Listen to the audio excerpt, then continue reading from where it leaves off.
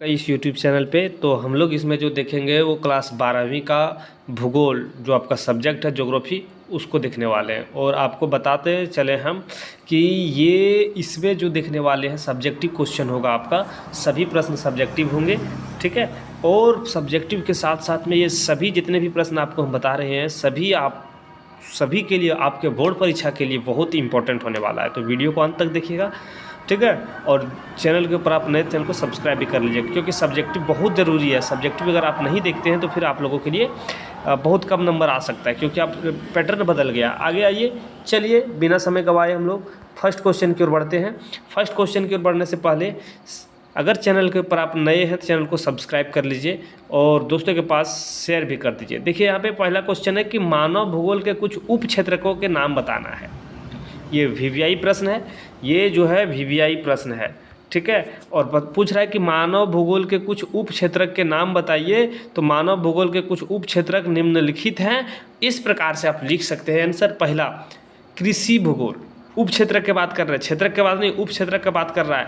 तो मानव भूगोल के उप क्षेत्रक की बात है यहाँ पे। तो पहला है कृषि भूगोल, दूसरा है सांस्कृतिक भूगोल, तीसरा है सामाजिक भूगोल, चौथा है नगरीय भूगोल, पांचवा है जनसंख्या भूगोल, छठा है राजनीतिक भूगोल, सातवां है आर्थिक भूगोल, आठवां है आवास भूगोल और नौवां है संसाधन भूगोल, ठीक है। तो ये बस इतना ही लिखना है और आप 5 नंबर आप अपने मुट्ठी में कर लीजिए। बस 5 नंबर का अगर पूछा जाएगा तो ये सभी के बारे में कुछ कुछ आपको नोट करना पड़ेगा, ठीक है।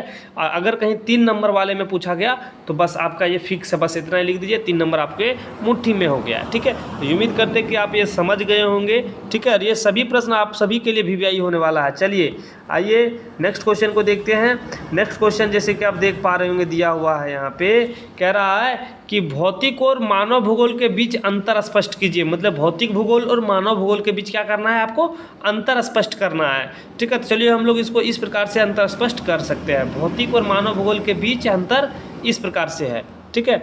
चलिए देखिए यहाँ पे 2 कॉलम बना लिए हम लोग, ठीक है। ये बचपन से करता हुआ आ रहा है, अंतर जब हो तब बीच में हम लोग कॉलम बना देते हैं, है ना। चलो आ जाओ, देखो क्या है कि मानव भूगोल जो है, देखिए भौतिक भूगोल की ओर हम लोग देखते हैं सबसे पहले। तो भौतिक भूगोल क्या है, पहला भौतिक भूगोल प्राकृतिक परिघटनाओं के अध्ययन तक सीमित है। जो भौतिक भूगोल है वो प्राकृतिक परिघटनाओं के अध्ययन तक सीमित है। बट मानव भूगोल मानव निर्मित सांस्कृतिक परिघटनाओं के अध्ययन तक सीमित है, ठीक है। मानव भूगोल में मानव के द्वारा निर्मित और सांस्कृतिक परिघटना के अध्ययन किया जाता है इसमें।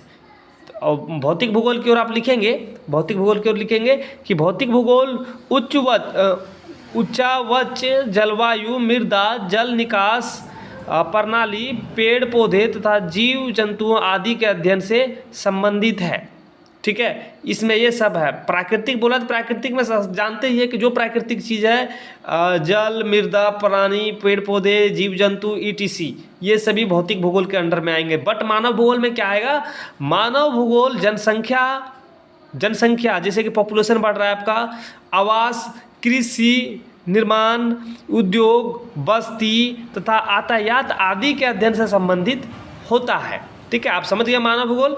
मानव भूगोल में जो आपके अंदर में आप जो डेली यूज में ला रहे हैं, यूज कर रहे हैं, जो आपको ज़रूरत है उस प्रकार के मानव भूगोल आपको दर्शाता है, उस प्रकार के अध्ययन इससे संबंधित किया जाता है। जबकि भौतिक भूगोल में क्या होता है, भौतिक भूगोल जो होता है वो प्राकृतिक के वस्तु, प्राकृतिक चीज़ के अध्ययन में काम आते हैं। आगे आइए और देखिए यहाँ पे दिया हुआ है कि भू आकृतिक विज्ञान समझ रहे हैं। भूमि के आकृति जैसे मैप जो होता है, भूमि के नक्शा के बारे में, उस विज्ञान के बारे में।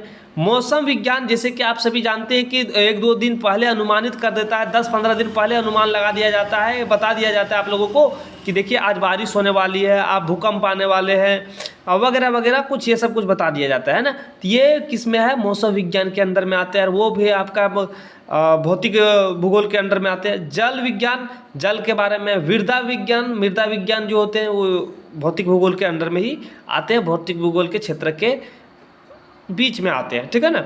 और जबकि मानव भूगोल में क्या है, आप किस तरह का आपका आर्थिक है, आपका किस समाज में आप रहते हैं, सामाजिक किस राजनीतिक में किस शहर में है, ये सभी मानव भूगोल के क्षेत्रक है। मानव यातायात तथा उद्योग आदि भूगोल के उप क्षेत्रक है। मानव यातायात तथा उद्योग आदि मानव भूगोल के उप क्षेत्रक के बीच में आते हैं। ठीक है, तो उम्मीद करते हैं कि ये प्रश्न आप देख लिए होंगे, आप नोट भी कर लिए होंगे। बहुत वीवीआई प्रश्न था, उम्मीद करते हैं साथियों कि आप याद कर लिए होंगे। ठीक है, याद और याद नहीं हुआ होगा तो आप इसे देख लीजिए, बार बार देखिए, इसको रिपीट करके याद कर लीजिए। बहुत वीवीआई प्रश्न है। चलो आ जाइए, क्या कह रहा है कि जनसंख्या की घनत्व वृद्धि से क्या समझते हैं, व्याख्या करें। जैसे जनसंख्या की घनत्व वृद्धि, ठीक है, धनात्मक वृद्धि या माफ़ कीजिएगा, जनसंख्या की धनात्मक वृद्धि से क्या समझते हैं, व्याख्या करें। तो जनसंख्या की धनात्मक वृद्धि से जो समझते हैं उसके बारे में बताते हैं कि दो समय अंतराल के बीच, दो समय है, ठीक है एक समय ए एक समय बी है। ठीक है, तो दो समय अंतराल के बीच जन्म दर, समय ए में जो जन्म दर है और मृत्यु दर से अधिक हो, या जब अन्य देशों से लोग अस्थायी रूप से उस देश में प्रवास कर जाएंगे, फलस्वरूप वहाँ की जनसंख्या अधिक हो जाए, तो उसे जनसंख्या की घनत्व या जनसंख्या की धनात्मक वृद्धि कहते हैं। घनत्व नहीं, जनसंख्या की धनात्मक वृद्धि कहते हैं। ठीक है, समझ गए होंगे उम्मीद है।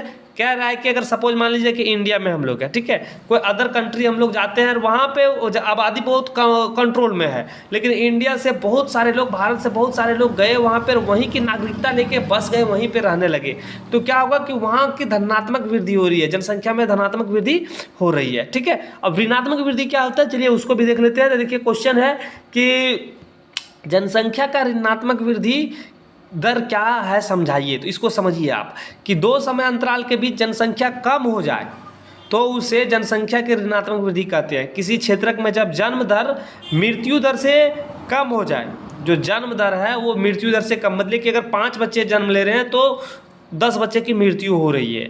ठीक है, तो यहाँ पे क्या है कि जन्म दर मृत्यु दर से कम हो जाए अथवा लोग अन्य देशों में प्रवास कर जाएं, तो वहाँ जनसंख्या में ऋणात्मक वृद्धि होती है। तभी आपको समझाए कि इंडिया से अगर कहीं अमेरिका चल गया, ठीक है, अमेरिका की नागरिकता ले लिया, वहाँ पे इंडिया से जाके सब अमेरिका में बसने लगा है, तो वहाँ पे धनात्मक वृद्धि कहाँ, अमेरिका में, बट ऋणात्मक वृद्धि इंडिया में होगी, क्योंकि यहाँ की जनसंख्या वहाँ जाके बस रही है। ठीक है, उम्मीद करते हैं कि धनात्मक जनसंख्या और ऋणात्मक जनसंख्या वृद्धि दर समझ गए होंगे। ठीक है, चलो आइए और क्वेश्चन को देखते हैं।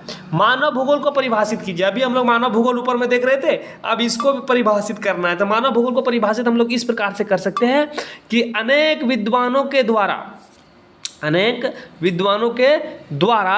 भूगोल को परिभाषित किया है। वास्तव में भौतिक वातावरण तथा मानवीय क्रियाओं के अंतर संबंध तथा विभिन्नताओं का अध्ययन करना ही मानव भूगोल है।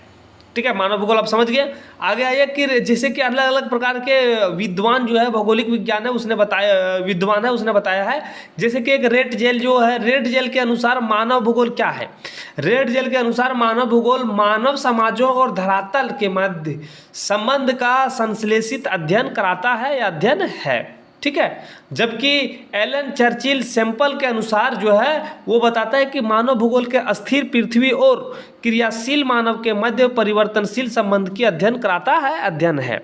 ठीक है, ये मानव भूगोल की परिभाषा है जो अलग अलग लोगों के द्वारा दिया गया है। तो देखिए, जब भी आपको मानव भूगोल के बारे में बताया जाए तो एक दो राइटर, एक दो विद्वानों की जो बात है, कही हुई बात है, उसको जरूर आप मेंशन कर दीजिए। अगर आप करते हैं तो आप अच्छा खासा नंबर अचीव कर पाते हैं। ठीक है, तो उम्मीद करते हैं कि साथियों हम लोग 5 वीवीआई प्रश्न देखें। ठीक है, 5 वीवीआई प्रश्न देखें और ये सभी 5 में से अगर आप 5 क्लियर कर लेते हैं तो 2 प्रश्न आपके बोर्ड परीक्षा में फिक्स है कि आएगा ही आएगा। ठीक है, तो आप वीडियो को अंत तक देख ही लिए हैं, ये सभी प्रश्न अच्छे से स्टडी कर लीजिए, दोस्तों को भी भेजिए, उन्हें भी कहिए कि याद कर लीजिए और परीक्षा में भौकाल टाइट कीजिए। ठीक है, तो चलिए हम लोग वीडियो को यहीं पे समाप्त करते हैं, फिर मिलेंगे हम लोग नए वीडियो लेकर। तब तक आपसे अलविदा लेते हैं। जय हिंद।